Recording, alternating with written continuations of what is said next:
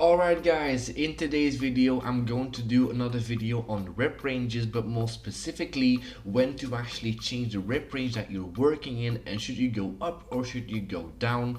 Something that was suggested in one of the comments down below in the comment section a few weeks ago, so I'm going to make the video today. So without further ado, let's dive into today's video.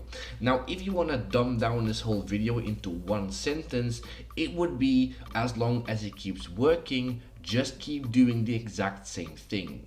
However, the duration that it works is going to vary drastically between beginners, intermediates or advanced, which is kind of why I'm going to kind of split this video into two separate parts: beginners and then intermediates and advanced athletes. Now, beginners can ride out the same rep range for months at a time. They can literally choose a rep range and then simply add weight every single week or every single session and keep improving their performance within the same rep range. So let's take a look at an example, which is going to be my beginner weight pull-up program that I detailed in a video a couple of months ago.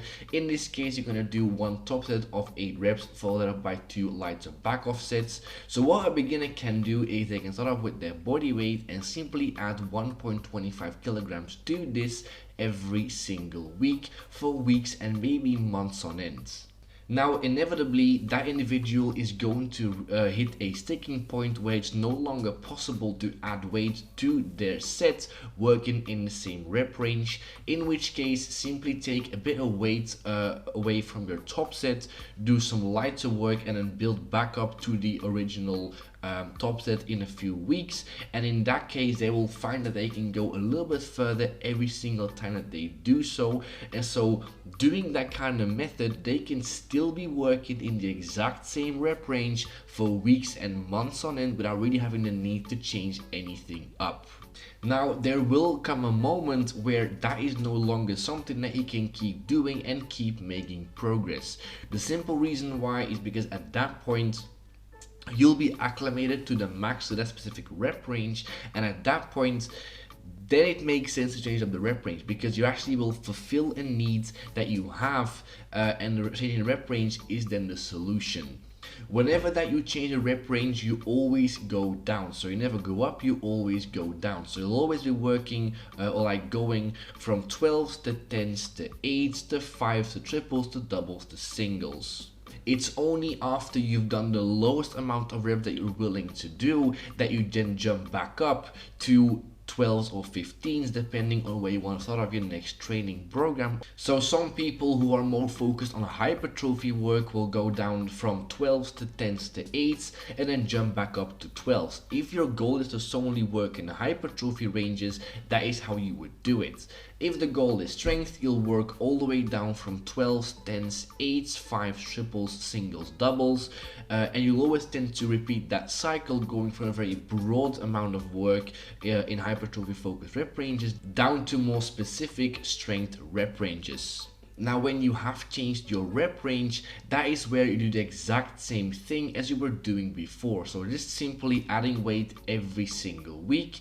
Whenever you hit a sticking point, you once again take some weight off and then you build back up to the original max top set, and you'll find that every single time that you do this, you get a little bit further and you'll get stronger and stronger in that same rep range. But once again, then you hit the sticking point where that is no longer possible, and that is then once again where you change the rep range. So changing a rep range should always kind of be the next logical step and should fulfill the need that you have to change things up.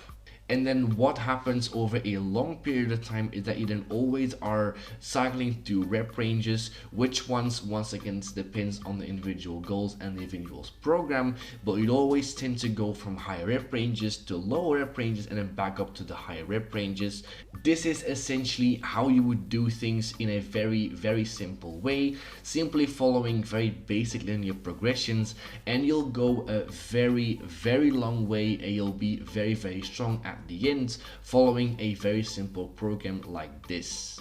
Now, to come back to something I said earlier on in today's video, as you become more advanced, the length of time in which working in the same rep range actually yields results becomes smaller and smaller and smaller, and that isn't when you start to do other things. In most intermediate to advanced programs, you really don't spend more than 3 to 4 weeks in one training block doing the exact same rep range before changing it up.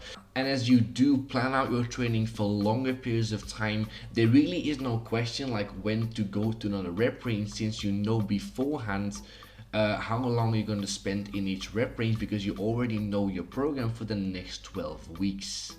And that is all I've got to talk about in today's video. Hopefully this actually helps. If you still have any more questions or video ideas, let me know down below in the comment section. Like and subscribe if you guys haven't already, and share the video. Thank you guys for watching once again, and latest.